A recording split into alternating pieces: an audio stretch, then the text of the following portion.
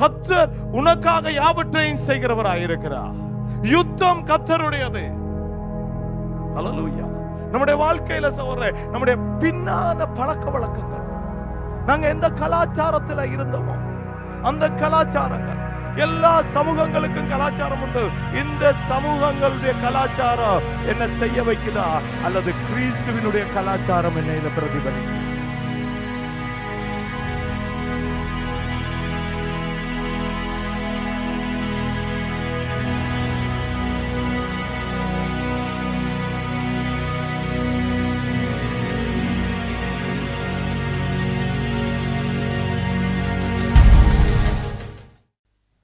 எடுத்துட்டீங்களா எல்லாரும்? ஆமென். 13ஆம் அதிகாரம் 11வது வசனத்திலே இருந்து வாசிக்கலாம். ஏனென்றால் எந்த மிருகத்தினுடைய இரத்தமும்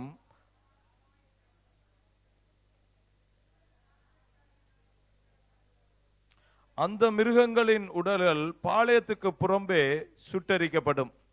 அந்தபடியே இயேசுவும் நம்முடைய சொந்த இரத்தத்தினாலே ஜனங்களை பரிசுத்தம் செய்யும்படியாக நகர வாசலுக்கு புறம்பே பாடுபட்டார். ஆகையால் நாம் அவருடைய நிந்தையை சுமந்து பாளையத்துக்கு புறம்பே அவரிடத்துக்கு புறப்பட்டு போக கடவோம். நிலையான நகரம் நமக்கு இங்கே இல்லை, வரப்போகிறதையே நாடி தேடுகிறோம். நிலையான நகரம் நமக்கு இங்கே இல்லை, வரப்போகிறதையே நாடி தேடுகிறோம். ஆகையால் நாம் அவருடைய நிந்தையை சுமந்து பாளையத்துக்கு புறம்பே அவரிடத்திற்கு புறப்பட்டு போக கடவோம். இரக்கமுள்ள எங்கள் அன்பின் ஆண்டவரே, பரிசுத்த தெய்வமே, எங்களுக்காய் பாடுபட்டு எங்கள் பாவங்களை ஆண்டவரே சுவாமி சுத்திகரித்து உமக்கென்று உம்முடைய ராஜ்யத்துக்கென்று தெரிந்து கொண்டிருக்கிற எங்கள் நல்ல கர்த்தாவே, உம்முடைய வார்த்தைகளினால் கர்த்தாவே நாங்கள் புடமிடப்படத்தக்கதாய், உம்முடைய வார்த்தைகள் உம்முடைய ராஜ்யத்துக்கு எங்களை மாற்றத்தக்கதாய், உம்முடைய வார்த்தைகள் ஆண்டவரே புறப்பட்டு வந்து எங்களை ஆண்டவரே ஒரு புதிதான உமக்கு உகந்த பலியா இந்த நாளை மாற்றும்படிக்கா ஜெபிக்கிறோம். கர்த்தாவே, உம்முடைய வார்த்தையை அனுப்பி குணப்படுத்தி ரட்சித்து மகிமைப்படுத்துகிற கர்த்தர் நீ. உம்முடைய வார்த்தை புறப்படட்டும் ஆண்டவரே. உம்முடைய வார்த்தை இல்லாத இடத்திலே ஆண்டவரே, உம்முடைய தீர்க்க தரிசனங்கள் இல்லாத இடத்திலே நாங்கள் சீர்கட்டு போவோம் ராஜா. எங்களுடைய சீர்கேடுகள் எங்களை நரகத்துக்கு கொண்டு போகாதபடிக்கு ஆண்டவரே, திவ்யநேசர் திவ்யமா எங்களுக்கு ஆயத்தப்படுத்தின உம்முடைய ராஜ்யத்துக்குள்ளே கடந்து வர வழி நடத்தும்படியாக ஜெபிக்கிறோம். வார்த்தையை கொடுக்கிற அடியேனே அப்பா, உமது சிலுவைக்குள்ளே காத்து கொண்டாண்டவரே, உம்முடைய ராஜ்யத்துக்குரிய வார்த்தைகளை அனுப்பும்படியாக ஜெபிக்கிறோம். இயேசுவின் நாமத்தில் ஜெபிக்கிறோம் நல்ல பிதாவே, ஆமென் ஆமென் ஆமென். ஹல்லேலூயா. கர்த்தருடைய பரிசுத்த நாமம் மகிமைப்படுவதாக. இந்த வருஷம் முழுவதுமாய் சகோதரர்களே, நாங்க தியானித்து வருகிற காரியம் தேவனுடைய ராஜ்யமும் அவருடைய நீதியுமாய் இருக்கிறது. ஹல்லேலூயா. ஏனென்றால் தேவனுடைய ராஜ்யத்தை நீதியை தேடுகிற போது நமக்கு எல்லாம் கொடுக்கப்படும். ஆண்டவர் வாக்கு கொடுத்திருக்கிறார். வாக்கு கொடுத்தவர் மாறாதவர். ஹல்லேலூயா. அவர் மனம் மாற நம்மை மாதிரி மனுஷர் இல்லை என்று சொல்லுகிறார். அப்படி என்ற அர்த்தம் என்னதுன்னா, நாங்க மனம் மாறுவோம், எங்களை உருவாக்கினவர் மனம் மாறுவது இல்லை. ஹல்லேலூயா. இயேசு கிறிஸ்துவை குறித்து சொல்லும் போதும் அவர் நேற்றும் இன்றும் என்றும் மாறாத கர்த்தராயிருக்கிறாராம். ஹல்லேலூயா. அவர் கட்டளையிட்டவை, அவர் வாக்கு கொடுத்தவை ஒரு நாளும் மாறாது. ஆனா நம்முடைய உள்ளத்திலே வருகிற மாற்றங்கள், தேவ ராஜ்யத்தில் நம்முடைய உள்ளத்திலே வராத திடமான மாற்றங்கள் நம்மை தேவ ராஜ்யத்துக்குள்ளே போக தடை உள்ளதாய் மாறுகிறது. ஹல்லேலூயா ஹல்லேலூயா. பின்னானவைகளே அல்ல, முன்னானவைகளே தேவ ராஜ்யத்துக்குரியவை. ஹல்லேலூயா. நடந்தேறினவை அல்ல, நமக்குள்ளே இருந்தவைகள் அல்ல, நடக்க போகிறதும் தேவன் வைத்திருக்கிற நன்மையுமே தேவ ராஜ்யத்திலே நம்மை சேர்க்குமா. ஹல்லேலூயா ஹல்லேலூயா. கடந்த கிழமைகளிலே நாங்க காரியங்களை பார்த்து கொண்டு வருகிறோம். தேவ ராஜ்யத்துக்குள்ளே நான் கடந்து போக வேண்டுமானால் முழு இருதயத்தோடும், முழு ஆத்மாவோடும், முழு பலனோடும், முழு மனதோடும் நாங்க தேவனை ஆராதிக்க வேண்டும், அன்பு செய்ய வேண்டுமா. ஹல்லேலூயா. இந்த முழு இருதயமே நம்மை தேவ ராஜ்யத்துக்குள்ளே கொண்டு போகும். கர்த்தர் சொல்றார், இந்த முழு இருதயம் என் மேலே இருக்குமானா உன் சகோதரனையும் அதே போல நீ நேசிப்பாயாக. ஹல்லேலூயா. உன்னை நீ நேசிக்கிறது போல உன்னுடைய சகோதரனை நீ நேசிக்க வேண்டும் கர்த்தர் சொன்னார். இல்லாவிட்டா தேவனுடைய ராஜ்யம் இல்லை. ஹல்லேலூயா. இல்லையா? இடையில ஒரு ஆல்டர்னேட்டிவ்ஸும் இல்லை. அதுக்கு ஈடான வேறு காரியங்கள் மறு காரியங்கள் ஒன்றும் இல்லை. கர்த்தர் சொன்னார், இதை செய், அப்போது உனக்கு தேவராஜ்யம் இருக்கும். ஹல்லேலூயா. இதை செய்கிறதுக்கு சகோதரர்களே முழு இருதயத்திலே ஒரு மாற்றம் வரணும். நம்முடைய இருதயத்தின் மாற்றமே நம்முடைய ராஜ்யத்தின் நமக்கு கிடைக்க போகிற ஆசீர்வாதமா இருக்கும். ஹல்லேலூயா. நம்முடைய இருதயத்திலே நாங்க மாற வேணுமா? நம்முடைய நினைவிலே நாங்க மாற வேண்டும். கர்த்தர் நமக்கு ஒரு காரியத்தை தருகிறது பிரச்சனையே இல்லை கர்த்தருக்கு. அவர் சொல்றார், பலவானுக்கோ பலவீனனுக்கோ உதவி செய்கிறது எனக்கு லேசான காரியம், இயலாதவனுக்கோ இயலுமானவனுக்கோ ஒன்றை கொடுக்கிறது எனக்கு லேசான காரியம். ஆனா அதை பெற்றுக்கொள்ளுகிற தகுதியை அவன் தனக்குள்ளே ஏற்படுத்திக் கொள்றானா என்றுதான் முக்கியம். ஹல்லேலூயா. வேதம் சொல்லுகிற சொல்ல எல்லாரும் தேவனாலே ஆசீர்வதிக்கப்பட்டிருந்தார்களாம். இஸ்ரவேலர் அங்கே எகிப்திலே அடைபட்டிருந்தார்கள். 400 வருஷம் எகிப்தினுடைய ஆட்சியினாலே இவர்கள் தாக்கப்பட்டு கொண்டிருந்தார்கள். சொல்ல வேதனைப்பட்டார்கள். அந்த ஆட்சி, அந்த கலாச்சாரம் இவர்களை மூடி இருந்தது. ஆனாலும் கர்த்தர் இவர்களுக்கு செய்ய வேண்டிய எல்லா காரியத்தையும் செய்தும் இவர்கள் தேவனுக்கு பிரியமானவர்களாய் இருக்கவில்லை. அதிலே அநேகர் சொல்லப்படுகிறது கிட்டத்தட்ட 10 தலைமுறை சகோதரர்களே தேவனுடைய ராஜ்யமாகிய கானானுக்குள்ளே போகவில்லை. ஹல்லேலூயா. இதை குறித்து பவுல் எழுதுகிற போது எங்கே எழுத ஆரம்பிக்கிறார் என்று பாத்தீங்கன்னா, திருவிருந்தை குறித்து நாங்க பகிர்ந்து கொள்ளுகிற தேவனுடைய சரீரத்தையும் இரத்தத்தையும் குறித்து அவர் விளங்கப்படுத்தும் போது இந்த காரியத்தை ஆரம்பிக்கிறார். அவர் சொல்றார், எல்லாரும் எல்லாத்தையும் கிடைக்கிறவர்களாய் அனுபவிக்கிறவர்களாய் இருந்தாலும் அதிலே அநேகர் தேவனுடைய ராஜ்யத்தை போய் சேர்வதில்லை. ஏனென்றால் அவர்களுக்குள்ளே இருக்கிறதான பழைய நினைவுகள். ஹல்லேலூயா. வாசிப்போமா? கொரிந்தியர் 1 கொரிந்தியர் 10ஆம் அதிகாரம் நீங்க வாசிக்க கேட்டீங்க. திரும்பவும் ஒருக்கா நாங்க வாசிச்சு பார்க்கலாம். 1 கொரிந்தியர் 10ஆம் அதிகாரம் வாசிங்க. இப்படி இருக்க சகோதரரே, நீங்கள் எவைகளை அறிய வேண்டும் என்றிருக்கிறேன் என்றால், பாருங்க, நீங்க எதை அறிஞ்சு கொள்ள வேண்டும்? நம்முடைய வாழ்க்கையில அறிய வேண்டியது அறியக்கூடாதெல்லாம் இருக்கு சகோதரர்களே. தேவனை பொறுத்தவரையில கர்த்தருடைய ஆவியானவர் நமக்கு இன்றைக்கு சொல்றார், நாங்க அறிய வேண்டியது முக்கியமா என்னவென்றால், இன்றைக்கு தேவனுடைய புதிய உடன்படிக்கை ஆகிய புதிதான ஒரு உடன்படிக்கைக்குள்ளே கடந்து வருகிறோம். நம்முடைய வாழ்க்கையிலே ஆவிக்குரிய ஜீவியத்திலே ஒரு புதிய மாற்றத்துக்காய் இந்த நாளிலே கடந்து வந்திருக்கிறோம். எத்தனை பேர் அப்படி ஃபீல் பண்றீங்க? போன மாதங்கள்ல என்னாலே போராடி முடியாத காரியங்களை விழுந்து போன இடங்களிலே எழும்பத்தக்கதாய் கடைசி தடவை கர்த்தருடைய சரீரத்தை நான் பங்கிட்ட போது கர்த்தரத்தை எடுத்துக்கொண்ட முடிவுகள் தீர்மானங்களை காக்க முடியாதிருந்தா கர்த்தர் இன்னொரு தடவை நமக்கு ஒரு அனுகூலம் பண்ணுகிறார். He is giving another chance. What is the grace? We are alive. என்ன கிருபை நமக்கு தெரியுமா? இன்றைக்கு ஒரு புதிய உடன்படிக்கைக்குள்ளே வர்றதுக்கு ஜீவனோடு இருக்கிறோம். கடந்த தடவை, கடந்த மாசங்கள், கடந்த நாட்கள்ல திருவிருந்தெடுத்து தேவனோடு புதிய உடன்படிக்கை பண்ணினவர்கள் இன்றைக்கு ஜீவனோடு இல்ல. சிலவேளை ஜீவனோடு இருந்தாலும் ஒரு திருவிருந்தை செய்ய முடியாதபடிக்கு விபத்துக்கள்லையோ நோய்கள்லையோ பாடுகளிலேயோ ஏதோ ஒரு கஷ்டத்திலேயோ அல்லது மனத்தாக்கத்திலேயோ இருந்து கொண்டிருக்கலாம். ஆனா கர்த்தருடைய சமூகத்திலே நாங்க இருந்து கொண்டிருக்கிறோம். ஹல்லேலூயா. கர்த்தருடைய சமூகத்தில் இருக்கிறது பிரச்சனை இல்லை. கர்த்தர் தருகிற ஆசீர்வாதங்களை, அவருடைய அருட்சாதனங்களை நாங்க பாவிக்கிறது இல்ல. நாங்க போய் முடிய போகிற இடம் சரியா இருக்கா? ஹல்லேலூயா. கிறிஸ்து எதுக்காக அடிக்கப்பட்டாரா? கிறிஸ்து நமக்காக பாளையத்துக்கு புறம்பே அடிக்கப்பட்டார். பழைய ஏற்பாட்டு காலத்திலே காளைக்கு பதிலாக கர்த்தர் புறம்பாய் அடிக்கப்பட்டார். எடுத்து பாருங்க, யாத்திரை ஆகமம் 29ஆம் அதிகாரம் 10ஆவதுல இருந்து 14வது வசனம் வாசிங்க. என்ன பலியை செலுத்த வந்திருக்கிறோம்? இந்த பலியினால இருக்கிற ஆசீர்வாதம் என்ன? இன்னைக்கு திருவிருந்தில நாம் பங்கு கொள்றதால எனக்கு வரப்போகிற நன்மை என்ன, ஆசீர்வாதம் என்ன என்று நாங்கள் அறியாம செய்ய வேண்டாம். ஏனென்றால் அங்கே தேவ ஆவியான சொல்றா, ஒருவன் அறியாமல் இந்த பாத்திரத்திலே கை வைக்க வேண்டாம், இந்த பந்திக்குள்ளே கடந்து வர வேண்டாம். ஏனென்றா இதிலே கலக்கிறவங்க தேவனுடைய ரத்தம் எதற்காய் அடிக்கப்பட்டது, தேவனுடைய சரீரம் எதற்காய் அடிக்கப்பட்டது, தேவனுடைய ரத்தம் எதற்காய் சிந்தப்பட்டது என்று அந்த அறிவை பெறாம இந்த பந்திக்குள்ள வர்றது ஆபத்தாய் முடியும் என்று வேதம் எச்சரிக்கிறது.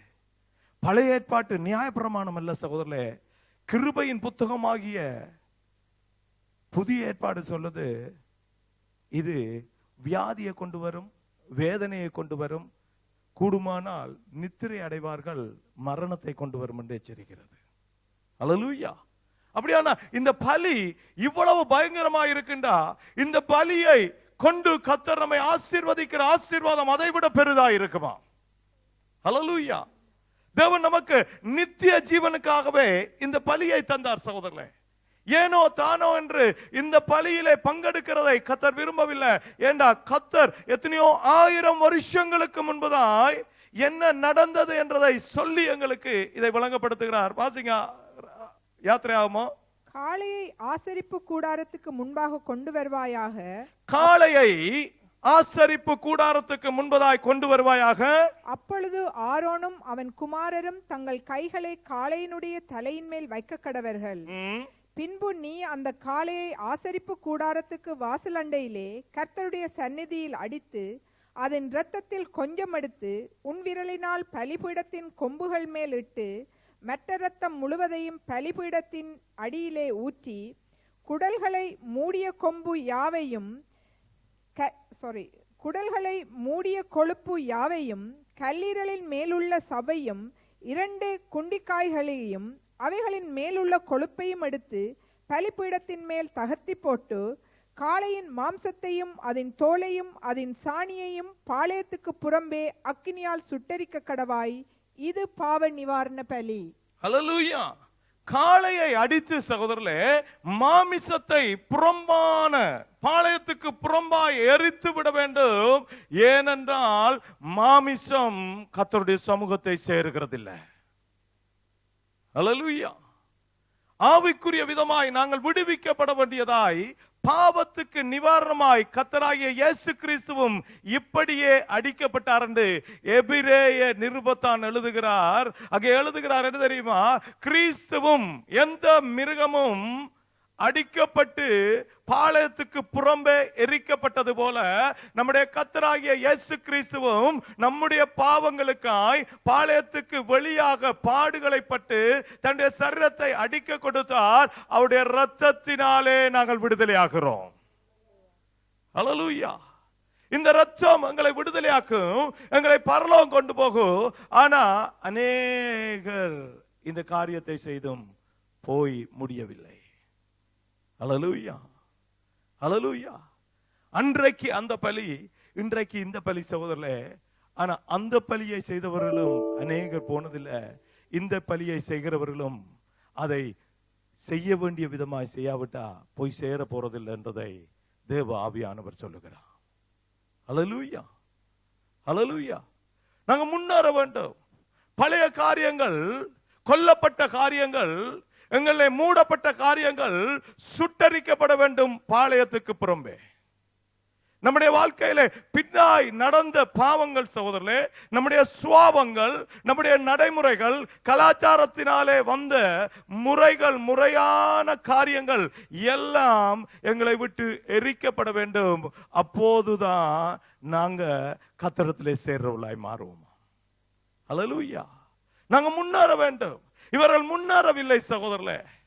இந்த எய்த்தியர் ஏன் வாசிங்க கொரிந்தியர் 10 அவர்கள கர்த்தர் பிரியமாய் இருக்கவில்லையாம். எப்படி வாசிப்போம்? நம்முடைய பிதாக்கள் எல்லாரும் மேகத்துக்கு கீழாய் இருந்தார்கள். நம்முடைய பிதாக்கள் எல்லாரும் தேவனுடைய மறைவிலே இருந்தார்கள். சர்வ வல்லவருடைய மறைவில் இருக்கிறவன், உன்னதமானவருடைய மறைவில் இருக்கிறவன் சர்வ வல்லவருடைய நிழலில் தங்குவான். சர்வ வல்லவருடைய நிழலிலே இருந்தாங்க. ஆறுதலாக்கப்பட்டார்கள், விடுதலையாக்கப்பட்டார்கள். இது என்னத்துக்கு சொல்லுதுன்னா, நாங்க ரட்சிக்கப்பட்டோம், நாங்க மனம் திரும்பினோம், சர்வ வல்லவருடைய நிழலுக்கு கீழே வந்து விட்டோம். அவர் நமக்கு பாதுகாப்பாய் மாறிவிட்டார். நாங்கள் அவரை சொந்த இரட்சகராய் ஏற்றுக்கொண்ட அந்த நிமிஷத்திலே, ஹல்லேலூயா, நான் பாவி என்றும் எனக்காய் கிறிஸ்து பரிகாரமானார் என்று ஏற்றுக்கொண்ட அந்த நாளிலே தானே நான் பரிசுத்தமாகி அவருடைய நிழலுக்குள்ளே வருகிறேன். ஆனாலும் தொடர்ந்து வாசிப்போம். எல்லாரும் சமுத்திரத்தின் வழியாய் நடந்து வந்தார்கள்.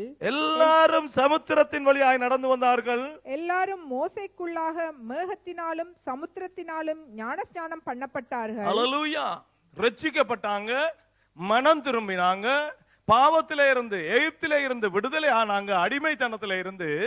இப்ப ஞானஸ்நானம் எடுத்துட்டாங்கன்னு சொல்லுது வேதம். பழைய ஏற்பாட்டு கிறிஸ்தவர்கள் ஞானஸ்நானம் எடுத்திருக்கான்.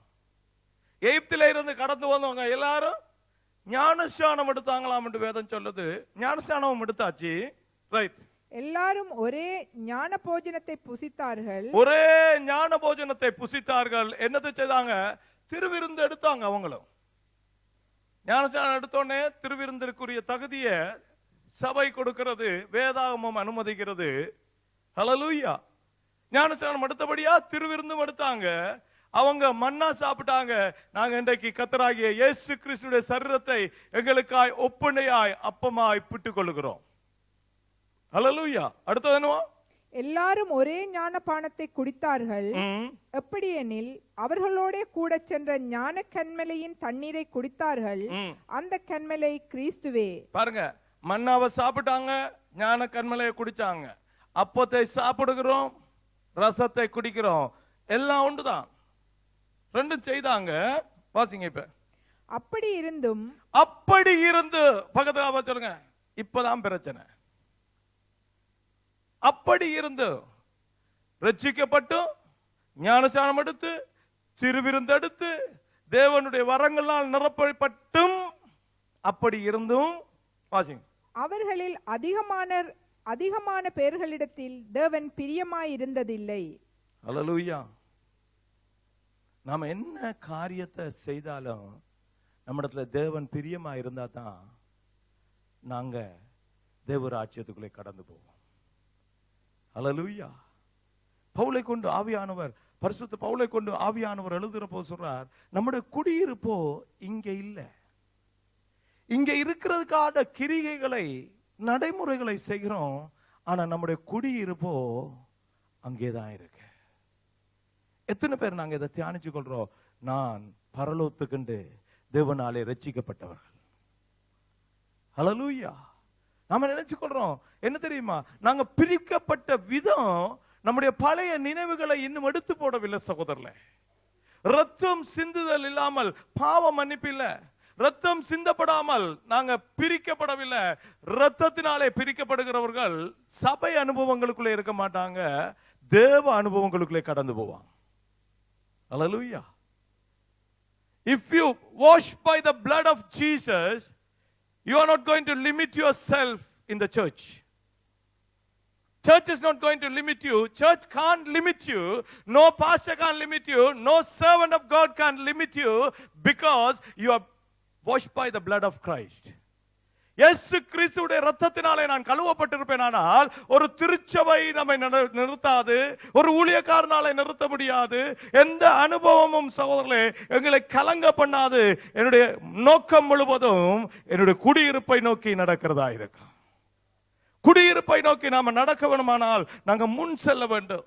நம்முடைய வாழ்க்கையிலே நாங்க முன்னேறி செல்ல முடியாதபடிக்கு இருக்கிற தடைகள் என்ன தெரியுமா? காலை. ஹல்லேலூயா.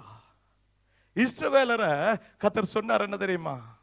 செங்கடலை பிளந்து அவர்களை ஞானஸ்நானத்துக்கு ஒப்பான ஞானஸ்நானத்துக்குள்ளாலே அனுப்பி கர்த்தர் சொன்னார், நீங்க தொடர்ந்து போக வேண்டும், நீங்க போக வேண்டிய இடம் கானான். ஹல்லேலூயா. நீங்க கானானுக்கு போக வேண்டி இருக்கிறபடினால் உங்களுடைய பிரித்தெடுத்தலை குறித்து நான் தெளிவாய் பேசும்படிக்கு உங்களை நடத்தி வந்த மோசேயோடு நான் பேச போகிறேன். 40 நாட்கள் சீனாய் மலையிலே மோசே தேவனோட உட்கார்ந்திருந்தான், போகிற வழியை அறியும்படிக்காய். இதைத்தான் வேதத்திலே 103வது சங்கீதத்திலே சொல்லுகிறது, கர்த்தர் மோசேக்கு வழியையும் ஜனங்களுக்கு கிரியையும் வெளிப்படுத்துகிற கர்த்தர். ஹல்லேலூயா. மோசேக்கு வழியை சொல்லிக் கொடுத்து சட்டதிட்டங்களை, அவர்கள் தேவனுடைய வழியிலே நடக்க வேண்டிய பாதைகளை அவர்களுக்கு எழுதி கொடுக்கும்படியாய் தேவ மனுஷனோடு கர்த்தர் பேசிக் கொண்டிருந்த வேளையில இவங்க என்ன செஞ்சாங்க தெரியுமா? இவங்க காளைய செய்தான், கண்டுக்குட்டியை செய்தார்கள். எடுத்து பாருங்க, 7ஆம் அதிகாரம் அப்போஸ்தலர் நடவடிக்கை 39வது 38வது வசனத்திலிருந்து வாசிங்க பார்க்கலாம். 38வது வசனத்துல வாசிங்க.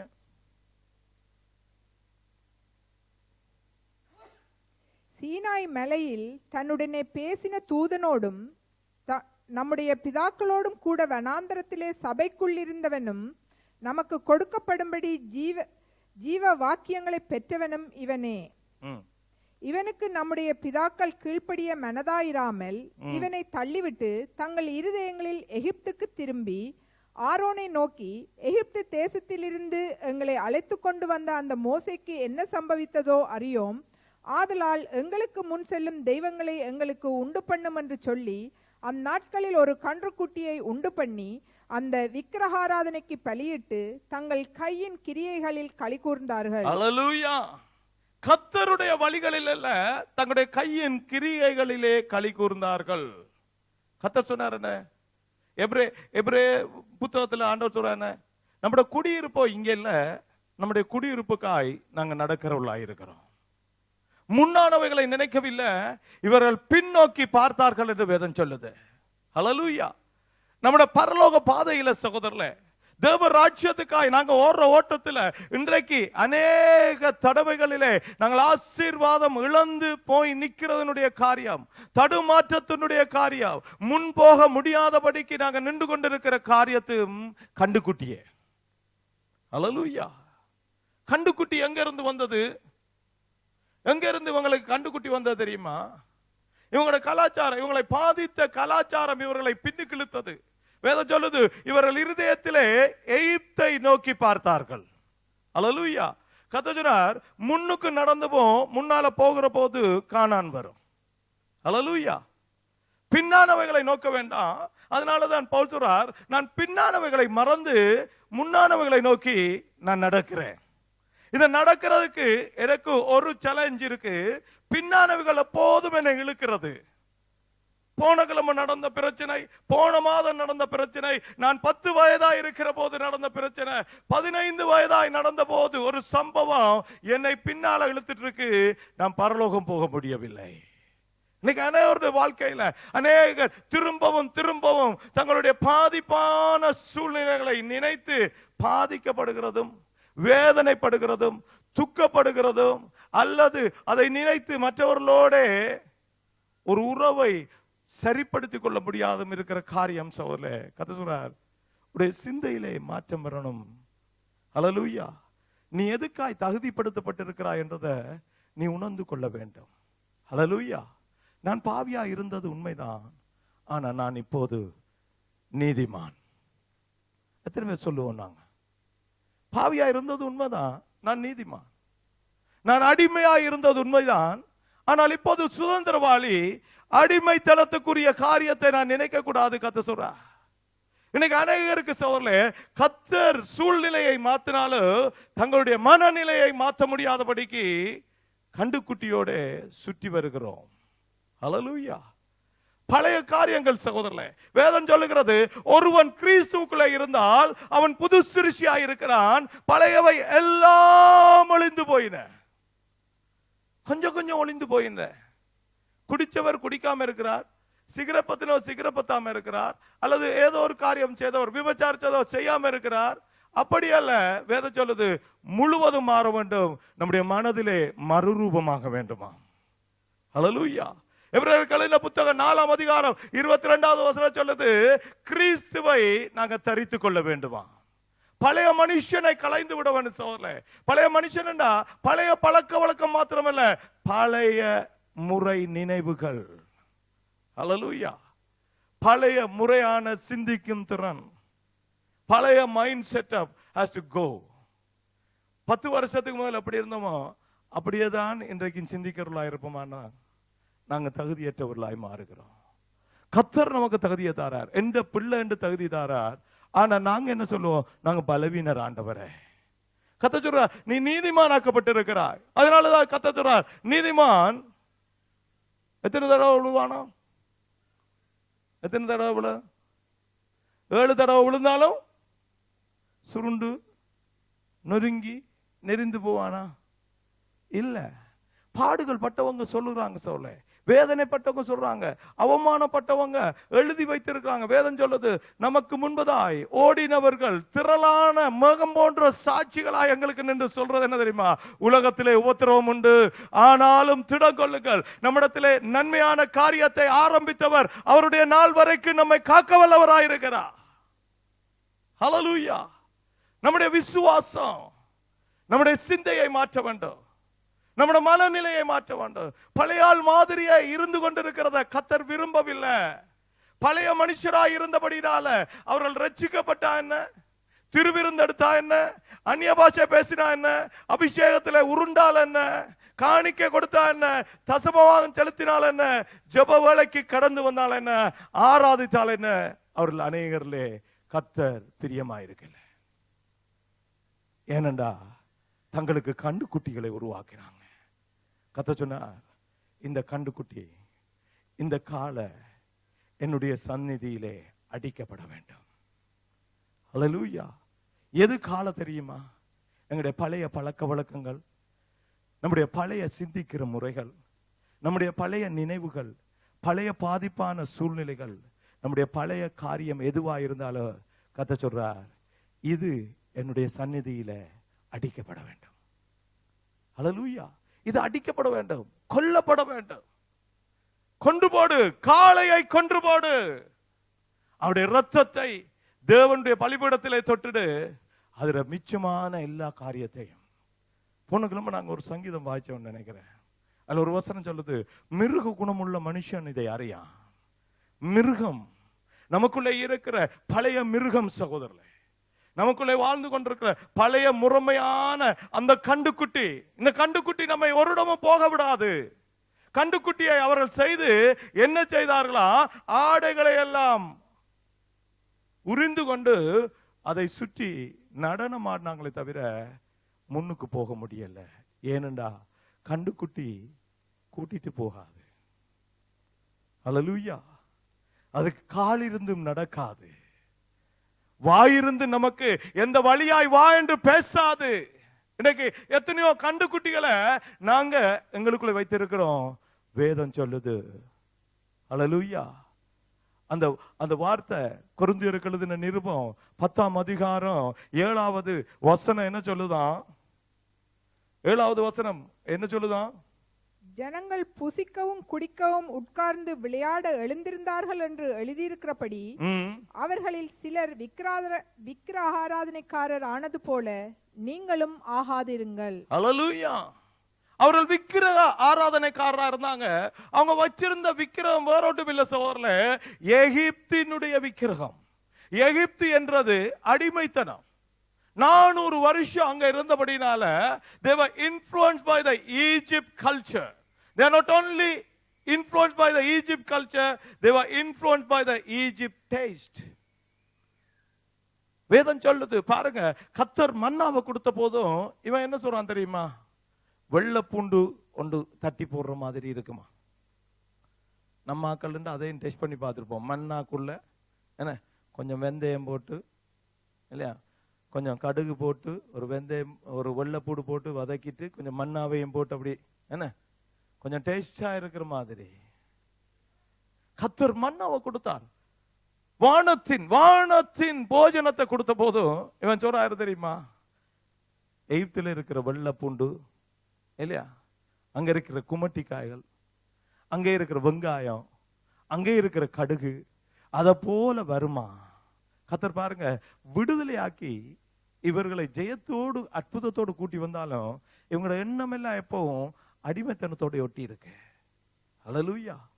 நம்முடைய வாழ்க்கையில நாங்க விட்டு வந்த ரட்சிக்கப்பட்ட போது நான் இதிலே இருந்து மனம் திரும்புகிறேன் என்று ஒப்பு கொடுத்ததும் கர்த்தருடைய வார்த்தையினாலே உணர்த்தப்பட்டு அடிக்கடி பொருத்தனைப்படுகிறமான எத்தனை எகிப்தை நாங்க நோக்கி பார்த்துட்டு இருக்கிறோம். We don't go further. because we didn't kill the bull. Hallelujah. கன்றுக்குட்டிய அடிச்சு நொறுக்குனார் மோசே. கன்றுக்குட்டி அடித்து நொறுக்கப்பட்டது. அதனாலதான் கர்த்தர் சொன்னார், தேவையானது என்னுடைய சந்நிதியில தான் நீ கன்றுக்குட்டிய கொல்லணும். ஹல்லேலூயா. தேவனுடைய சமூகத்தில் தான் சோர்ல நம்முடைய பழைய நினைவுகளை மேற்கொள்ள முடியும். ஹல்லேலூயா. நம்முடைய பழைய பழக்க வழக்கங்கள் பாருங்க, இந்த ஜனங்கள் எவ்வளவா எகிப்தினாலே போடப்பட்டிருக்காங்க. ஏன் கண்டுக்குட்டியை செய்தாங்க தெரியுமா? எத்தனை பேர் நீங்க பாக்குறீங்களோ தெரியாது. டிஸ்கவரி சேனல் அல்லது ஹிஸ்டரி சேனல் இப்படியான சேனல்ல எகிப்தினுடைய சரித்திரத்தை போடக்குள்ள நீங்க எத்தனை பேர் பார்த்திருக்கிறீங்க? எகிப்தினுடைய தேவதைகள், எகிப்தினுடைய சுருவங்களுக்கு முகம் ஆட்டுக்குட்டி இல்லாட்டி மாடு மாதிரி இருக்கும். எகிப்தினுடைய தேவதைகளை இவர்கள் என்ன செய்தாங்கண்டா, எகிப்தினுடைய தேவதைகளை இவர்கள் என்ன செய்தாங்கண்டா தங்களுக்கு தெய்வங்களாய் மாற்றினாங்க. கர்த்தர் இதை வெறுத்தார் சகோதரர்களே. அதை சொல்ல போனா இந்த 10 தலைமுறையில 2 பேர் தான் கானானுக்குள்ளே போனாங்க. இன்றைக்கு அதிகமாய் தேவனுடைய எல்லா காரியத்தையும் செய்து கொண்டிருக்கிற தேவ ஜனமே கர்த்தர் கேட்கிறார், இன்றைக்கு உங்க மென்டாலிட்டி மாறிச்சுதா? என்னுடைய கிறிஸ்துவனுடைய சிந்தையே உங்களே இருக்க கடவது. அவனவன் தனக்குரியவற்றை அல்ல பிறருக்குரியவற்றையே நோக்க கடவான் என்று சொன்ன அந்த சிந்தை எவ்வளவு உங்கள்ட்ட இருக்கு? இன்றைக்கு திராட்சை ரசத்தையும் அப்பத்தையும் நாங்க வேண்டி இந்த உடன்படிக்கையில கடந்து வந்தோம் என்று சொல்லி திருப்தியோடு போகலாம். ஆனா கதை சொல்ற தேவராட்சியம் கேள்விக்குறி. ஹல்லேலூயா. தேவராட்சியம் கேள்விக்குறி. ஏனென்றா what type of a mentality I have, what type of a mind setup I have, என்னுடைய நினைவினுடைய நிலைத்தளம் அங்கே இருக்கிறது. என்னுடைய நினைவினுடைய பின்னணி எப்படி இருக்கிறது? நான் யோசிக்கிறது என்ன? கிறிஸ்துவை போல நாங்க யோசிக்கிறோமா? யோசிக்காவிட்டா கஷ்டம். கிறிஸ்துவனுடைய சிந்தை இன்றைக்கு அநேக இடத்துல இது சொல்லி கொடுக்கப்படுகிற சோர்ல சொல்ல போனா கிறிஸ்துவனுடைய படிப்பினையே இன்னைக்கு இல்லாம போய் கொண்டிருக்கு. உபதேசங்கள்ல வேதம் சொல்லுது, நீ கிறிஸ்துவ போல மாறினாதான் கிறிஸ்து இருக்கிற இடத்துக்கு போகலாம். கிறிஸ்துவோட நாங்க உடன்படிக்கை பண்ணி என்ன? கிறிஸ்து நமக்கு உடன்படிக்கை பண்ணார், அவர் நமக்காக பரிகாரமானார். அவருடைய ரத்தத்தினாலே நாங்கள் விடுதலை ஆகிறோம். அவருடைய ரத்தம் எங்களுடைய சகல பாவங்களையும் மன்னித்து நம்மை நீதிமானாக்கிட்டே. நாங்க நீதிமானாக்கப்பட்டா நீதிமான் மாதிரி நடக்காம அடிமை மாதிரி நடக்கிறது என்ன? இந்த மென்டாலிட்டி மாறல. நான் ஒரு காரியம் சொல்றேன் உங்களுக்கு. நீதிமொழிகள் 18ஆம் அதிகாரம் 22வது வசனத்தை வாசிங்க. நீதிமொழிகள் 18:22.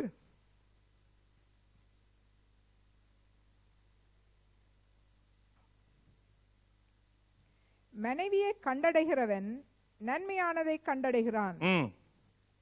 அல்லேலூயா. கர்த்தரால் தயையும் பெற்றுக் கொள்ளுகிறான். மனைவியை கண்டடைகிறவன் நன்மையானதை கண்டடைகிறான். நன்மையானதை கண்டடைகிறானா? கர்த்தராலே தயையும் பெற்றுக்கொள்ளுகிறானா? நீ இப்ப யோசிப்பீங்க, இவர் என்னத்துக்கு இந்த வசனத்தை வாய்ச்சார் இல்லையா? நம்முடைய மென்டாலிட்டி சகோதரர்ல பாருங்க. நான் யோசிப்போம், நான் ஒரு ஹாஸ்பிட்டல்ல ஒரு ஒரு சின்ன வேலையில இருக்கிறேன்னு வைப்போம், அல்லது ஒரு ஒரு அசிஸ்டண்டா இருக்கிறேன் இல்லையா? ஆனா எனக்கு டாக்டர் பதவி தந்துட்டாங்க. நான் டாக்டரா இருக்கிறேன்னு நினைக்கும் வரைக்கும் நான் இந்த ஆள் மாதிரி தான் வேலை செஞ்சு பார்ப்பேன். ஹல்லேலூயா. எங்களுடைய நான் நீதிமானாக்கப்பட்டிருக்கிறேன் என்று நான் உள்ளத்திலே உறுதி கொள்ளும் வரைக்கும் அடிமையை போல எப்பவுமே எகிப்தை பார்க்கிற போல இருப்பேன். வசனம் சொல்லுது, நல்ல மனைவியை கண்டடைகிறவன் நன்மையானதை கண்டடைகிறானா? ஆனா இன்றைக்கு அநேகருடைய வாழ்க்கையில மனைவியை கண்டடைச்சிருக்காங்க, நன்மையை காணல. ஏனென்றா அவங்க மனுஷியை கண்டடைந்தார்கள், மனைவியை கண்டடையல. திருமணம் என்றது சகோதரர்களே, ஆடைய உடுத்தி ஒரு கேக்க வெட்டி போட்டோ எடுக்கிறது ஒரு மனுஷியை மனைவியாக்காது. திருமணத்துக்குள்ளே போகிற மனுஷியானவள் நான் மனைவி ஆகிறேன் என்று தன்னுடைய இருதயத்திலே நினைத்து கொண்டு மனதிலே உறுதி எடுப்பாண்டா தான் அன்றைக்கு அவன் மனைவியா நடக்க ஆரம்பிப்பான். That's the same thing with the husband. இல்லையா? இன்னைக்கு எத்தனையோ பேர் கணவனை அல்ல வாலிபரை திருமணம் பண்ணிட்டு இருக்கிறாங்க. ஏண்டா அவர் வாலிப உள்ளத்தோடு போய் எல்லா இடமும் எல்லாரோடையும் இருந்து வரோன்னு நினைக்கிறார். வீட்டு காரியங்கள் இருக்காது. Because he is not with a husband mentality, he is with a man mentality. Hallelujah. இன்னைக்கு அநேக இடத்துல இருக்கிற பிரச்சனை என்ன தெரியுமா? பெண்ணாய் மனுஷியாய் பிள்ளை தனியாக இருக்கிறாள் போல மைண்ட்ல இருந்து கொண்டிருக்கிறவளால நீங்க திருமணம் முடிச்சு வச்சாலும் அவ தனியா தான் இருப்பா. ஏனென்றா அவ மனுஷி, அவ இன்னும் மனைவி ஆகல மனதுல. திருமணம் அன்று ஒரு மனுஷி நான் மனைவி ஆகிறேன், இனி என்னுடைய பொறுப்புகள் வித்தியாசம், நான் ஒரு குடும்பத்துக்கு தாயாக போகிறேன் என்று அவள் தீர்மானம் எடுக்கும் வரைக்கும் அவள் மனுஷிதான். அவள் மனுஷியா இருக்கும் வரைக்கும் நன்மை இல்லை. மனைவியாகினா தான் அந்த குடும்பம் நன்மையிலே வரும். Hallelujah. Many times we don't change our mentality. நாங்க அடிமைகளுடைய நினைவிலே எஜமானுடைய பிள்ளைகளா இருக்க பார்க்கிறோம், எஜமானா பார்க்கிறோம், முடியல, போராட்டத்தில் நின்று கொண்டிருக்கிறோம். கர்த்தர் சொன்னார், இந்த எகிப்தை விட்டு நீ வெளியேறி கடந்து போக வேண்டும். இந்த கண்டுக்குட்டி அடிக்கப்பட வேண்டும். உன்னுடைய பழைய முறைமைகள், நாங்க எத்தனை பேர் சொல்றோம், எத்தனை காரியத்தை வேதத்தில் இருந்து கற்றுக்கொண்டாலும் சகோதரர்களே, ஆனால் என்ற ஒரு வார்த்தையை வச்சு அதுக்கு பின்னணியில எங்களுடைய எகிப்தை நாங்க பேசுறது வழக்கம். கர்த்தர் சொல்றாரு, ஒரு கண்ணத்திலே அரைஞ்சா மறு கண்ணத்தை கொடுக்க சொல்றா. கிறிஸ்டியானிட்டியை பற்றி என்ன, நான் அன்றைக்கு ஒரு காரியம் பார்த்து கொண்டிருக்கும் போது அதுல ஒரு மனுஷன் பேசிட்டு போறான். ஒரு கிறிஸ்தவனோட ஒரு குரு திரைப்படம் அல்லது ஒரு நாடகம், கிறிஸ்டியன் நாடகம், அதுல இருக்கிற ஒரு கிறிஸ்தவ பிள்ளை பிள விட்டுட்டு மன்னிப்பு கேட்கிறா. ஆனால் இன்னொரு மதத்தை ஆண் சொல்றாரு தெரியுமா, ஒரு கண்ணத்தை கொடுத்தா மறுகணத்தை திருப்பி கொடுன்ற வழக்கத்துல நான் இல்ல நீ மனும்டா இருந்துட்டு போ.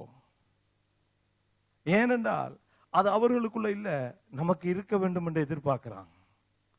ஹல்லேலூயா. ஒரு திரைப்படத்துல, சாதாரண ஒரு திரைப்படத்துல போடக்கூடிய வார்த்தை எவ்வளவு ஆழமானது. கதை ஒரு கண்ணத்தில் அரைஞ்சா என்ன செய்யட்டும், சொல்லுங்க, மறுகண்ணத்தையும் கொடுக்க சொன்னார். ஹல்லேலூயா. என்ன, மறுகண்ணத்தையே கொடுக்க சொன்னார். ஆனா நாங்க என்ன சொல்லுவோம், கர்த்தர் சொன்னார் தான், ஆனா நீர் இப்ப செஞ்ச காரியத்துக்கு அப்படி எல்லாம் தரையில திருப்பி கண்ணத்தை இல்லையா? உண்மையா? நீர் இப்ப பேசின பேச்சுக்கு மன்னிக்கிறது கஷ்டம் இல்ல சோல. கர்த்தர் சொல்ற, நீ மன்னிக்கப்பட்டிருந்தா நீ மற்றவங்களை மன்னி. இன்னைக்கு மன்னிக்கிறதுன்றது எந்தோ பெரிய ஒரு பிரச்சனையா போயிட்டு கிறிஸ்தவ உலகத்துல. மன்னிப்பே கிறிஸ்தவம் என்ற இந்த கிறிஸ்தவத்துல மன்னிக்கிறதுன்றது போராட்டத்துக்குரிய காரியமாய் மாறிட்டு. ஏனென்றால் எகிப்திலே நின்று கொண்டு காரானை கனவு காணுகிறோம். கர்த்தர் சொல்றார், உன்னுடைய கனவு கொண்டு போய் சேர்க்காது உன்னை. ஹல்லேலூயா. உன்னுடைய கனவுகள் உன்னை கொண்டு போய் சேர்க்காது. உன்னுடைய கண்டுக்குட்டி உன்னை போக விடாது. ஏனென்றால் அது கண்டுக்குட்டியாவே இருக்கு. நீ திரும்பி பார்க்கிறது என்ன, நீ விட்டு வந்த காரியங்கள் என்ன? முந்தின வாழ்க்கையில சகோதரர்களே மன்னிக்க கஷ்டப்பட்டோம், இப்போது கிறிஸ்துவுடைய ரத்தத்தினால் கழுவப்பட்டிருக்கோம். இப்பவும் மன்னிக்க கஷ்டப்படுறமா இருந்தா நாங்க காளையை கையில வச்சிருக்கிறோம். காளையை கையில வச்சிருக்கிறது பிரச்சனை இல்லை, கண்டுக்குட்டியை வச்சிருக்கிறது பிரச்சனை இல்லை. கர்த்தர் சொல்றா, என்னுடைய சந்நிதியில அதை கொண்டு போடு. ஹல்லேலூயா. என்னுடைய சந்நிதியில என்னுடைய திருக்குமாரன் உனக்காக காலை அடிபடுகிறது போல அடிபட்டு அவருடைய ரத்தத்தினாலே நீ குணமாகும்படி காத்திருக்கிறார். அவருடைய சமூகத்துல உன்னுடைய காளைய, உன்னுடைய சுவாபத்தை, பழைய சுவாபங்கள், பழைய நினைவுகள், பழையதான பிடிவாதங்கள், பழைய வைராக்கியங்கள், பயங்கர கோபங்கள், காரியங்கள் எல்லாவற்றையும் நீ இன்றைக்கு அடிக்கக்கூடும் என்ற கர்த்தர் உனக்காய் காத்திருக்கிறார். என்னுடைய சந்நிதிலாம் நம்முடைய வாழ்க்கையில் இருக்கிற அடுத்த பிரச்சனை தெரியுமா? வாசிங்க, யாத்திரை ஆகமம் தான் நான் சொன்ன பகுதியை வாசிங்க. நான் சொல்றேன், கர்த்தர் காளையை எங்க கொண்டு வர சொல்றார், வாசிங்க. 29 யாத்திரை ஆகமம் 29. குடல்களையும் மூடிய கொழுப்பு. இல்ல அதுக்கு முன்னால வாசிங்க. காளையை கொண்டு வர சொல்லி, காளையை ஆசரிப்பு கூடாரத்துக்கு முன்பாக கொண்டு வருவாயாக. அப்பொழுது ஆரோனும் அவன் குமாரரும் தங்கள் கைகளை காளையினுடைய தலையின் மேல் வைக்க கடவர்கள். பின்பு நீ அந்த காளையை ஆசரிப்பு கூடாரத்து வாசலண்டையிலே கர்த்தருடைய சந்நிதியில் அடித்து. அல்லேலூயா. எங்க அடிக்கணும் காளை? நாம என்ன செய்யறோம் தெரியுமா?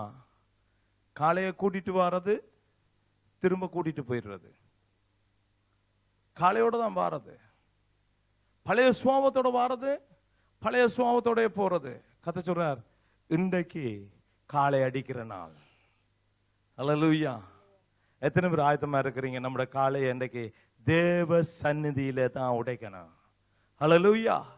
காளை தேவனுடைய சமூகத்துக்குள்ள கடந்து போறது இல்ல, ஆனா தேவனுடைய பிரசன்னத்திலே கொல்லப்பட வேண்டியது. அல்லேலூயா. என்னுடைய பழைய சுவாபம் சோர்ல ஈவிரக்கம் இல்லாமல், நீதி நியாயம் இல்லாம கொடூர விதமாய் கொல்லப்பட வேண்டும் கத்த விரும்புகிறார். என்னன்னு அப்படி யோசிக்காம விடுறது? ஏன்னா நான் இப்படி எல்லாம் யோசிக்க ஆரம்பிச்சிட்டேன்டா என்னை எப்படி நடத்துவாங்க? பயப்படாத, கர்த்தர் உனக்கு நிழலாயிருக்கிறார். கர்த்தர் உனக்காக யாவற்றையும் செய்கிறவராயிருக்கிறார். யுத்தம் கர்த்தருடையது. ஹல்லேலூயா.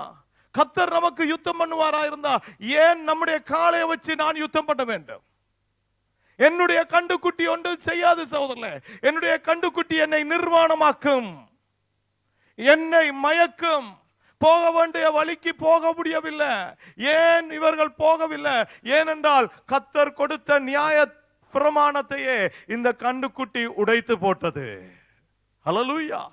மோசே இஸ்ரவேல் ஜனங்களை எகிப்திலே இருந்து கொண்டு வருகிற போது சோதரே, வேதம் சொல்லுகிறது, எகிப்தியருடைய பொன்னும் தங்கமும் வெள்ளியும் இவர்களுக்கு கொடுக்கப்பட்டு பொன்னோடும் வெள்ளியோடும் நடக்க முடியாதபடிக்கு நடந்து வந்த ஜனங்கள்.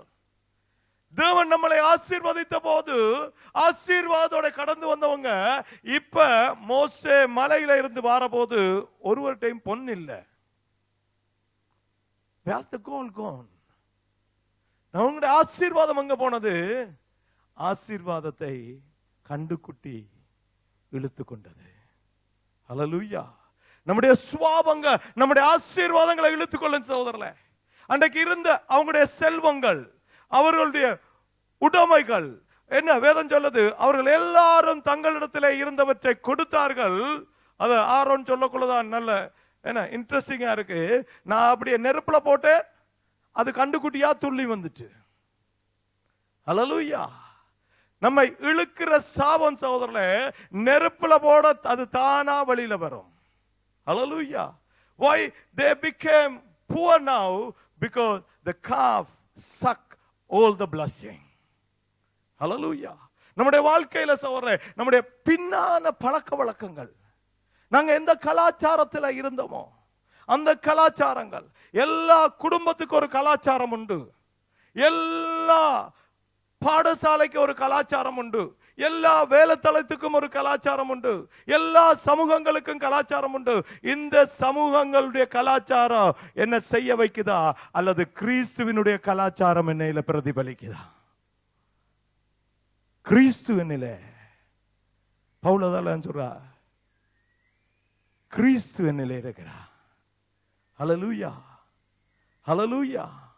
ஏன் எப்படி கிறிஸ்து என்னிடத்தில் வந்தார்? பிலிப்பியர்களின் நிறுவனம் 2ஆம் அதிகாரம் அவர் வாசிக்கிறார், சொல்லுகிறார் பாருங்க.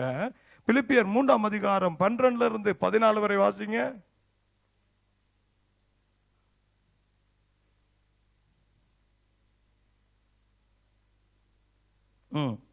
நான் அடைந்தாயிற்று அல்லது முற்றிலும் தேறினவனானேன் என்று எண்ணாமல் கிறிஸ்து இயேசுவினால் நான் எதற்காக பிடிக்கப்பட்டேனோ. ஹல்லேலூயா. எத்தனை பேருக்கு தெரியும் நாங்க ஏன் ரட்சிக்கப்பட்டிருக்கோம்? Why we became Christian? சர்ச்சில் மெம்பர் ஆகி அல்லது ரட்சிக்கப்பட்டு ஞானஸ்நானம் எடுத்து சபையில மெம்பர் ஆகி ஞாயிறு தோறும் அழகாய் வந்து ஆராதிச்சுட்டு போறதுக்கா? எதற்காக நாங்க பிடிக்கப்பட்டிருக்கோம்? எத்தனை பேர் நீங்க தியானிக்கிறீங்க எதற்காக இயேசுனால?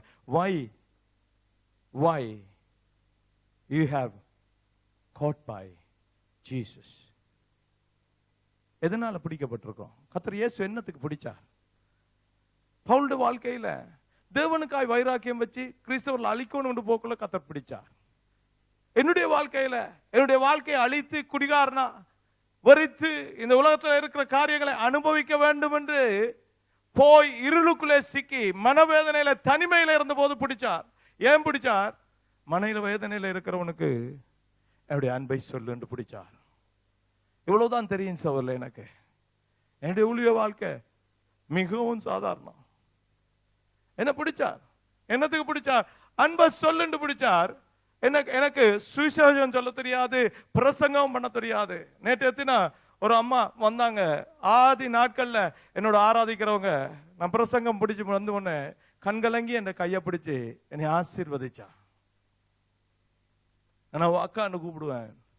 அந்த அக்கா என்னுடைய கையை ஆசீர்வதிச்சு, அவரோட போதவருடைய அக்கா என்னை கையை பிடிச்சு சொன்னா, ஐயோ லக்கி, உன்னை பார்க்க எனக்கு சந்தோஷமா இருக்கு. ஏனெண்டா அந்த நாட்களை நினைக்கிறேன், நீ ஜபிக்கிறதுக்கே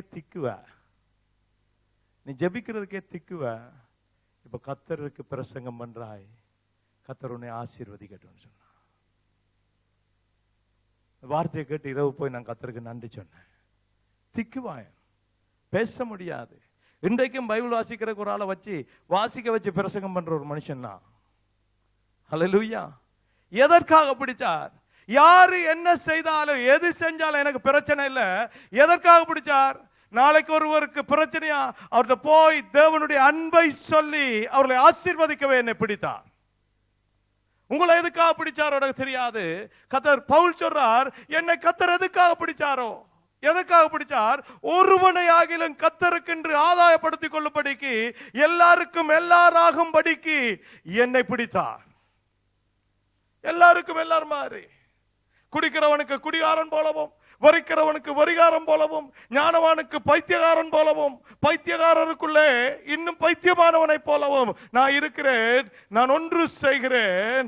I am not perfect yet, but I am going towards the perfection. நான் திருப்தி ஆகவில்லை இன்னும். கத்தர் பிடிச்சதை பற்றி நான் நோக்குகிறேன். என்னை யாரும் பிடிக்கிறத பற்றி நான் நோக்கவில்லை. என்னை யாரும் அடிக்கிறதை பற்றி நோக்கவில்லை. அங்க அவர் சொல்லுகிற போது சொல்றார், நான் பட்ட பாடுகள் யாரும் படாதபடிக்கு இருக்கிறது. இயேசுவை போல 5 தரம் பாடுபட்டேன். ஹல்லேலூயா. நான் முன்னேறுகிறேன். என்னுடைய கண்டுக்குட்டியை சிலுவையிலே அடித்து விட்டேன். ஹல்லேலூயா. உலகம் எனக்கு சிலுவையிலே அறையப்பட்டிருக்கிறது. நான் அல்ல, என்னில் வாழ்வது கிறிஸ்துவாயிருக்கிறார். இன்னைக்கு எத்தனை பேர் சொல்லக்கூடும், நாம கிறிஸ்து நம்மள இருக்கிறார். கிறிஸ்துவினுடைய அச்சடையாளங்கள் ஏதாவது ஒரு சைன் சகோதரனே, to say that I am a Christian, I follow the Christ, இயேசுவை நான் பின்பற்றுகிறேன் என்று சொல்லத்தக்கதான ஒரு காரியத்தை ஆவிலும் நாங்கள் தரித்து கொள்ள விரும்பணும். பவுல் சொல்றார், அச்சடையாளங்களை வச்சிருக்கிறேன். என்ன அச்சடையாளங்கள்? அவர் எனக்கு மாடல், அவரை மாதிரி நான் நடக்கிறேன். ஹல்லேலூயா.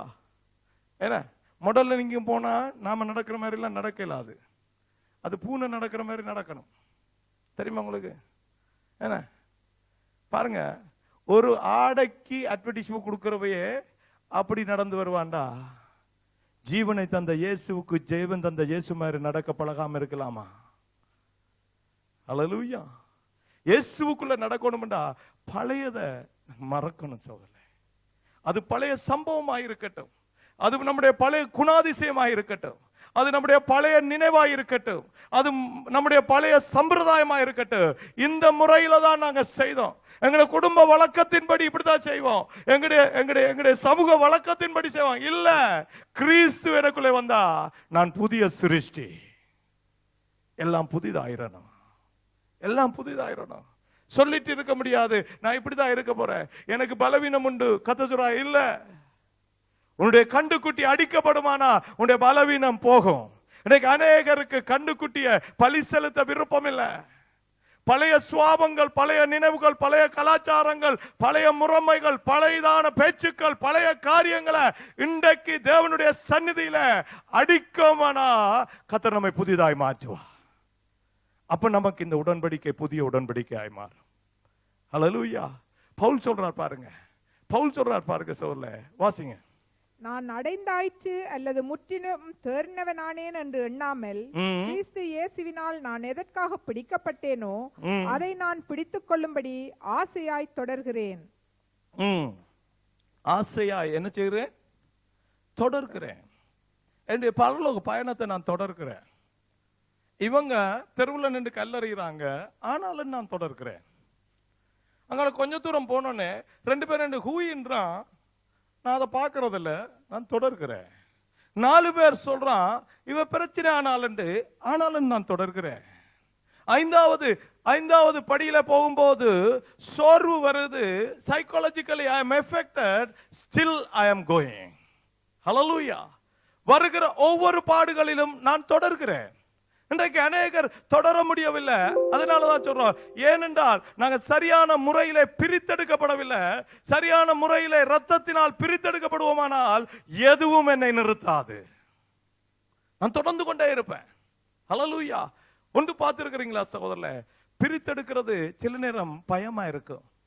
காளையை கொண்டு போட்டா சில பேர் நினைப்பேன்னு தெரியுமா? சில பேர் சொல்லுவாங்க, எனக்கு சும்மா உதாரணத்துக்கே சொல்லுவாங்க, எல்லாம் நல்லதான், ஜபிக்கிறது நல்லம், கிறிஸ்டியானிட்டி நல்லம், வேதம் நல்லம், ஆனா நான் ஞானஸ்நானம் எடுத்தா, ஒரு எக்ஸாம்பிளுக்கு சொல்றேன், படம் பார்க்கலாதே.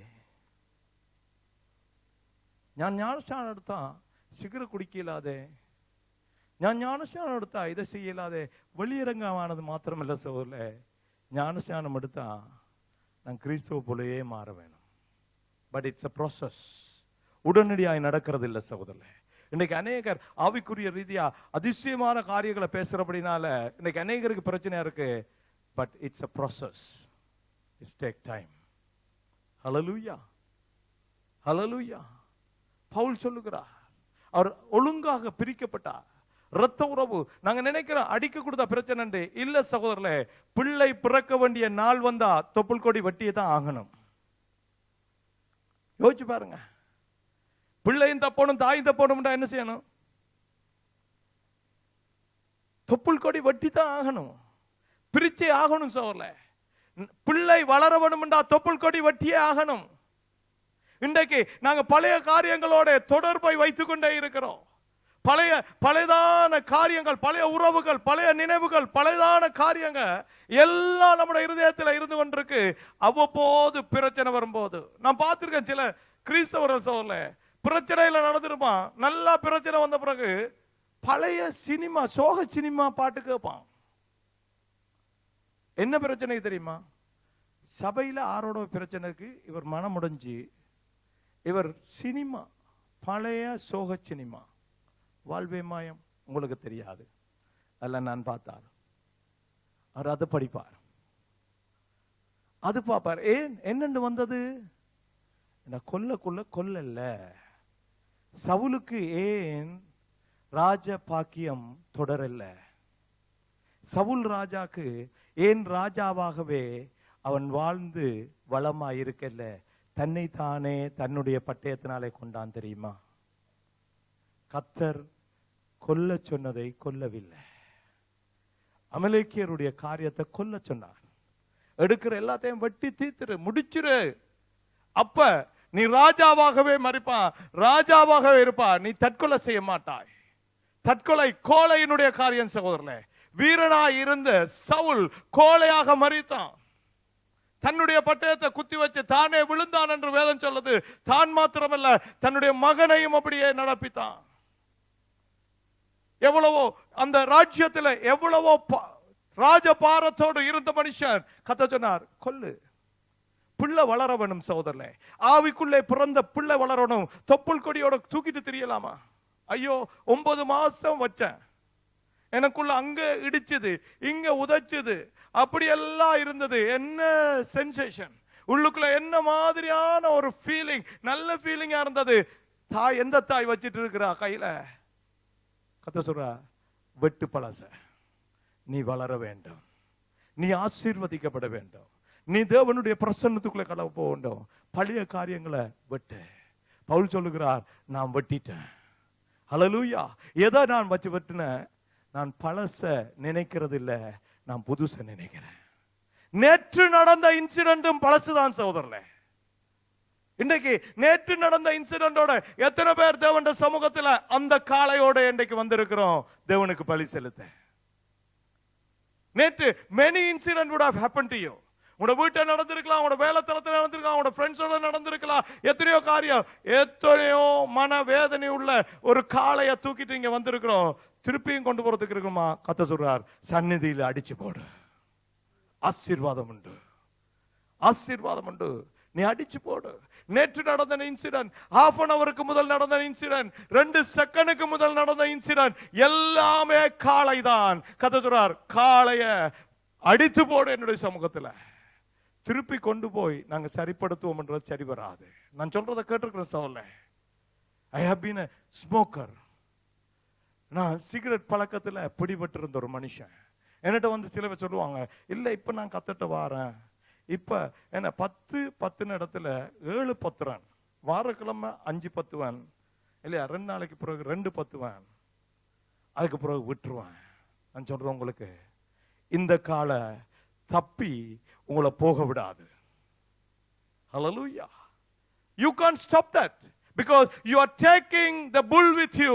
You don't kill that in the presence of God. தேவ சமூகத்துல, தேவ அபிஷேகத்துல, பாடுகிற இடத்துல, துதிக்கிற இடத்துல தேவனிடத்துல சொல்லு, இதை கொல்லும் ஆண்டவரை கொல்லுவார். ஏனென்றா அடுத்தவரை கொண்டிருக்கார், எனக்கு கொண்டார், உனக்கும் கொல்லுவார். Hallelujah. அது செய்வார். என்ன செய்யறது தெரியுமா? இப்ப இப்படி இருக்கிறோம், என்ற சுவாபம் இப்படித்தான், ஆனா அது கொஞ்சம் நாள்ல போகும். இல்ல சகோதரர்களே, ஈவிரக்கம் பார்க்க வேண்டாம் பழைய காரியங்களுக்கு. யூ கில் தட் புல். அந்த கண்டுக்குட்டிய சாக வேண்டும் என்று மனசுல நினைங்க. இந்த சுவாபம் எனக்கு வரக்கூடாது. இந்த பழக்கம் என் வீட்டில இருந்து வந்திருக்கலாம், என்னுடைய தகப்பன் இடத்துல இருந்த எத்தனையோ பழக்கங்கள் என்னிடத்துல இருந்த சோல்ல. ஏனென்றா he was a hero for me. எனக்கு ஒரு ட்ரீம் ஹீரோ மாதிரி. நான் காட்டுறது இல்லை, சொல்றது இல்லை.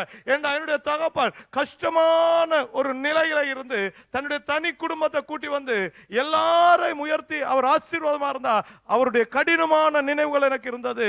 ஆனா கர்த்தர் சொன்னார், கில் தட் புல். அவருடைய டிசிப்ளின் நல்லது, அவர் கேடான காரியம் செய்ததில்லை, அவருடைய கடுமை நல்லது. ஆனா இது உனக்கு வேற இடத்துல இருந்து வந்தது, இது கிறிஸ்து அல்ல.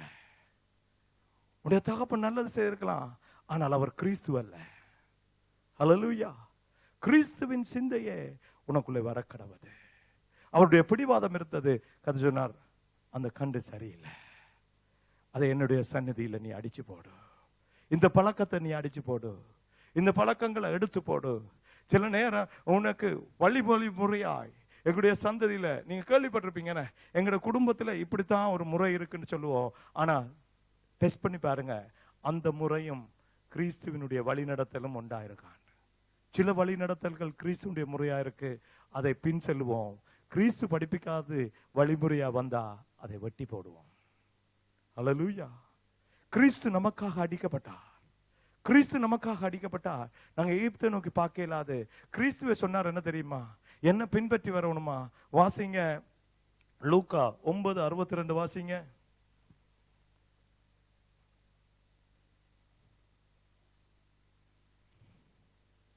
அதற்கு இயேசு, கலப்பையின் மேல் தன் கையை வைத்து பின்னிட்டு பார்க்கிற எவனும் தேவனுடைய ராஜ்யத்துக்கு தகுதியுள்ளவன் அல்ல என்றார். ஹல்லேலூயா. இயேசு என்ன சொன்னாரா? தேவனுடைய ராஜ்யத்துக்கு போறியா? பின்னிட்டு பார்க்கிறது தேவனுடைய ராஜ்யத்துக்குரியது அல்ல. கலப்பையிலே கையை வச்சிட்டு திரும்பி பார்க்காத. இஃப் யூ தேவனுக்காக இயேசுவுக்காக பிடிபட்டேனோ நான் ஒன்று செய்கிறேன், பின்னானவைகளை விடுகிறேன்.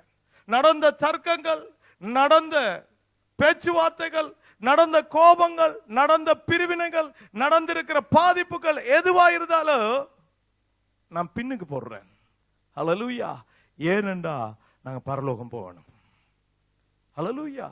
கலப்பையில கை வச்சிட்டு பின்னுக்கு பார்க்கிறவா, if you have taken a decision in God, கர்த்தருக்காக நிக்கிறேன்னு ஒரு தீர்மானம் எடுத்தா சொல்ல, யாரு பேசினான, யாரு தூட்டினான, என்ன பாட்டு படிக்கிறோம் இல்ல அழகா, யார் பேசினாலும் யார் தூற்றினாலும் ஸ்தோத்தரிப்பே, நான் உம்மை ஸ்தோத்தரிப்பேன்.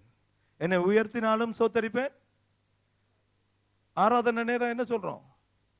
ஆராதனை நேரம் தாழ்த்தினாலும் ஸ்தோத்தரிப்பேன், கல்லறிஞ்சாலும் ஸ்தோத்தரிப்பேன், காலை பிடிச்சு இழுத்தாலும் ஸ்தோத்தரிப்பேன். ஹல்லேலூயா. ஏனென்றா கலப்பையில கை வச்சுட்ட எந்த கலப்பையும் என்னுடைய எருதும் தேவனுடைய சந்நிதிக்கு நேராய் போய் கொண்டிருக்கு. ஹல்லேலூயா.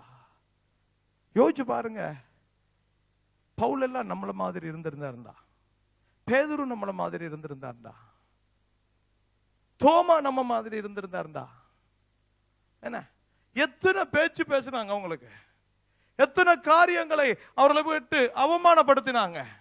ஏன் இயேசு நம்மை போல இருந்திருப்பாரான்னா நமக்கு அங்க பரலோகம், நமக்கு ரத்தம் சிந்தாது இருந்திருந்தா. கதை சொல்ற பழையது என்று சொல்லுகிற அந்த கால என்னுடைய சன்னதியில பலியாய் செலுத்தப்படட்டும். அதோட தோலும் மிஞ்சக்கூடாது, அதோட மாமிசமும் மிஞ்சக்கூடாது, அதோட உள்ளுறுப்புகளும் மிஞ்சக்கூடாது, கொழுப்பும் மிஞ்சக்கூடாது. எரித்து விடு, ஜீவன் இருக்கிற ரத்தம் ஒன்றே தேவை. ஹல்லேலூயா. எரித்து விடுங்க. யோசிச்சு பாருங்க, கிருபை உள்ள கர்த்தருடைய கட்டளை அடித்து விட வேண்டும். சில காரியங்களை குறித்து சோதரில் இரக்கமா இருந்தோம்டா அது நம்ம போக விடாது. தேவனுடைய ராஜ்யத்துக்கு போகணுமா? தீர்மானம் எடுங்க. பெரிய ஊழியர்களுக்காய் தீர்மானம் இல்லை சகோதரர். கர்த்தரோட நான் நிற்பேன், தேவனுக்குண்டு நான் ஒப்பு கொடுத்தேன், இந்த காரியத்துல நான் நிற்பேன். யாரு சொன்னாலும், யாரு பேசினாலும், யாரு பாட்டு படிச்சான, யாரு நக்கல் அடிச்சான, யாரு பேஸ்புக்ல போட்டான, இன்ஸ்டாகிராம்ல போட்டான, ட்விட்டர்ல எழுதினா என்ன, பேப்பர்ல போட்டா என்ன, நான் கர்த்தருக்கு ஊழியம் செய்வேன். திரும்புறவங்க ராஜ்யத்துக்கு போக முடியாதுன்னு சொல்ற. கலப்பையில கை வச்சிட்டோம். அதுல டேஞ்சர் தெரியுமா உங்களுக்கு? மாடு முன்னுக்கு பார்த்து உழுது கொண்டே போகும், நீங்க பின்னுக்கு பார்த்தீங்கன்னா இடறி விழுந்து கலப்பை நம்மளை பிச்சிடும். That is the danger. இயேசு அப்பவும் நடைமுறையான உபதேசத்தையும் உவமையும் தான் சொல்லுவார். கலப்பை ஒரு பெரிய பாரமான கூரான சாமம், உங்களுக்கு தெரியுமா தெரியாது இல்லையா? கலப்பை என்கிறது ஒரு பெரிய பாரமானது. என்ற கடினமான நிலத்துக்குள்ள கல்லுகள் பாறைகளை எல்லாம் உழுது கொண்டு போகிற ஒரு காரியம். அந்த காரியத்துல கர்த்தர் சொன்னார் தெரியுமா, நான் உன்னை கூறிய பற்கள் உள்ள புதிய யந்திரமாய் மாற்றுவேன், பதர்களை எல்லாம் இல்லையா எல்லாவற்றையும் பதறாக்குவாய். பாறைகள், கிடங்குகள், கல்லுகள், முள்ளுகள், பூண்டுகள் எல்லாவற்றையும் கிண்டி எடுக்கும் சோதரனே. அதுல கைய வச்சிட்டமா, இயேசு கிறிஸ்து எல்லாவற்றையும் கிண்டி எடுத்து எல்லாவற்றுக்குள்ளும் நடக்கிறவர், நானே வழி என்றவர். கரடு முரடான பாதைகளிலும் வழியாயிருக்கிற கிறிஸ்துவுக்கு மேல கைய வச்சிட்டமா, அதுக்கு பிறகு திரும்ப கூடாது. ஹல்லேலூயா. என்னுடைய கரம் பிடித்து இருக்கிறவர்ல அடிக்கடி எகிப்துக்கு திரும்பி நான் அங்க போயிட்டா நல்லா, இங்க இருந்தா நல்லா, இந்த நிலைமைக்கு இருந்தா நல்லா, ஒன்றும் இல்லாம இருந்தா நல்லா. இல்ல, ஒரு நிலைக்கு வந்தீங்களா, கீழே போக வேண்டாம், மேலுக்கு போங்க. கர்த்தர் சொல்றார், பழையவைக்குள்ளே திரும்ப வேண்டாம். பழையவைக்குள்ளே திரும்ப வைக்கிற கண்டுக்குட்டி உன்னை ஒரு நாளும் தலையாக்காது, அது உன்னை வாளாக்கி விடு. நீ ஒரு இடத்திலே தங்கி விடுவா, உனக்கு ஆசீர்வாதம் இல்லாம போகும். திரும்பி பார்க்கிறது பயங்கரமான காரியம். ஆதியாகமம் 9ஆம் அதிகாரம் பாருங்க, 19ஆம் அதிகாரம் 26வது வசனத்தை பார்த்து முடிக்கலாம். பின்னுக்கு திரும்பினவங்க. ஆதியாகமம் 19வது அதிகாரம் 26வது வசனம். அவன் மனைவியோ பின்னிட்டு பார்த்து உப்பு தூண் ஆனாள். எல்லாருக்கும் தெரியுமல்ல யாருட மனைவி? யாருட மனைவி? ஒரு சத்தம் தான் சத்தமா கேக்குது. யாருட மனைவி? லோத்துண்ட மனைவி. லோத்து யாரு?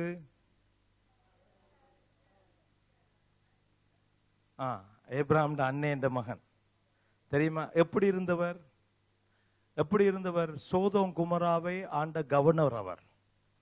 ஹல்லேலூயா. சோதோம் குமராக்கு மேயர். சோதோம் குமரா செழிப்பான பிரதேசம், ஆசீர்வாதத்தின் பூமி. இதுல இருந்து பாவங்கள் பெருகின போது கர்த்தர் சொன்னார், திரும்பி பார்க்காம ஓடு. திரும்பி பார்த்தா பிரச்சனை. கர்த்தர் இவளு அதை கேட்கவில்லை. திரும்பி பார்த்தால் வேதம் சொல்லுது, உப்பு தூணாய் மாறினார். நாங்க உப்பு தூண்கள் அல்ல, இந்த உலகத்துக்கு உப்பாய் இருக்கிறவர்கள். அல்லேலூயா. நாங்க சாரமற்று போனா சகோதரர்களே, நான் ஒன்று சொல்றேன், நல்லா கேட்டுக்கொள்ளுங்க. கிறிஸ்தவனா இல்லாம போயிட்டாண்டா இந்த பூமியில ஒன்றுமே நேரா நடக்காது. You believe it or not? ஒரு தேவனுடைய பிள்ளையாய் இல்லாம அவனுடைய பழைய காரியங்களை சொல்லி பழைய நிலையிலேயே, பழைய சிந்தையிலேயே, பழைய கலாச்சாரத்திலே, பழைய பண்பாட்டிலேயே அவன் நின்று கொண்டிருப்பானா இருந்தா இந்த பூமி கட்டு போகும். ஹல்லேலூயா. உப்பு சாரமற்று போனா எதனாலே சாரம் பெறும்? தேவனுடைய பிள்ளை, தேவன் தந்த நிலையை விட்டு இறங்குவானால் அந்த நிலையை யாரால கொடுக்க முடியும்? இந்த பூமியில எங்களை போல பைத்தியங்களை, எங்களை போல பாவிகளை நீதிமானாக்க யாரால முடியும்? யாரு அந்த நீதிமானாக்கறதுக்கு நமக்கு ரத்தம் கொடுப்பாங்க? யாரு அடிகளை வேண்டிக் கொள்ளுவாங்க? யாரு பாளையத்துக்கு புறம்பே அனாதையை போல எனக்கு முனக்காய் பறிப்பா? ஏன் கிறிஸ்து அனாதையை போல வெளியில மரித்தாருண்டா? காரணம் கேளுங்க சகோதரர்களே. ஏன் பாளையத்துக்கு வெளியில போனார் கிறிஸ்து? பாளையத்துக்கு வெளியில போனது யூதர்களுக்காக அல்ல, எங்களுக்காக. அல்லேலூயா. பாளையத்துக்குள்ள அந்நியர்கள் போக முடியாது. எருசலேமுக்குள்ள புறஜாதியார் கடந்து போக முடியாது.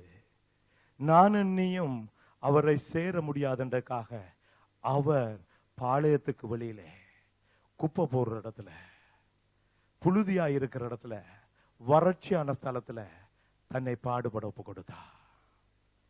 நாங்க ரட்சிப்பை அடையும்படியாய் கிறிஸ்து பாளையத்துக்கு புறம்பே போனாராம். அந்த வார்த்தையை வாசிங்க. எபிரேயருக்கு எழுதின நிருபம் 13ஆம் அதிகாரம் 11வது வசனத்துல நாங்க வாசிச்சு இப்போது அவருடைய சந்நிதியில எங்களுடைய காளைகளை எல்லாம் பலி கொடுக்க போகிறோம். எத்தனை பேர் ஆயத்தமா இருக்கிறீங்க? இன்றைய நாள் திருவிருந்து ஆசீர்வாதமாய் மாறும்படிக்கு தேவன் சொன்னது போல அநேகர் மேலே கர்த்தர் பிரியமா இருக்கல. அநேகர் மனம் திரும்பினாங்க, ரட்சிக்கப்பட்டாங்க, ஞானஸ்நானம் எடுத்தாங்க, திருவிருந்து எடுத்தாங்க, ஆனா பரலோகம் போகவில்லையா? வாசிங்க. ஏனென்றால் எந்த மிருகங்களுடைய இரத்தம் பாவங்களின் நிமித்தமாக பரிசுத்த ஸ்தலத்துக்குள் பிரதான ஆசாரியனாலே கொண்டு வரப்படுகிறதோ அந்த மிருகங்களின் உடல்கள் பாளையத்துக்கு புறம்பே சுட்டரிக்கப்படும்.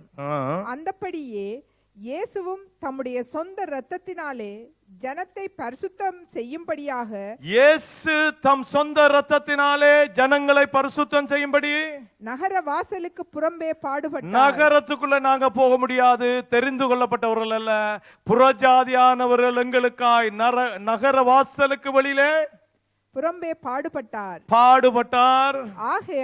ஆகையால் நாம் அவருடைய நிந்தையை சுமந்து பாளையத்துக்கு புறம்பே அவரிடத்திற்கு புறப்பட்டு போக கடவோம். அல்லேலூயா. கிறிஸ்தவனா வாழ்றது நிந்தைக்குரிய காரியம் சகோதரர்களே.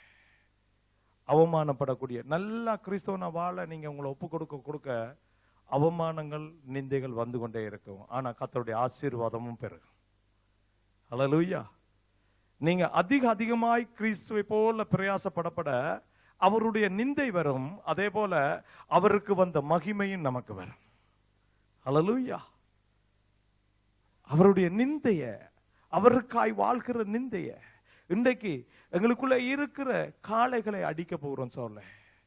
எங்களுடைய பழைய நினைவுகள், பழைய முறைமைகள், பழைய முறையில் நான் யோசிச்சேன், இவங்க இப்படி இருக்கலாது, இவர் இப்படி கதைக்க முடியாது, இவர் இப்படி நடக்க முடியாது, இப்படி செய்ய முடியாது. அப்படி அல்ல, கிறிஸ்து என்னை மன்னித்தது போல எனக்காக பாளையத்துக்கு புறம்பே தன்னை ஒப்பு கொடுத்தது போல இன்னைக்கு அவருடைய சமூகத்துல என்னுடைய ஆவி, ஆத்துமா, சரீரத்தை ஒப்பு கொடுக்க போகிறோம்.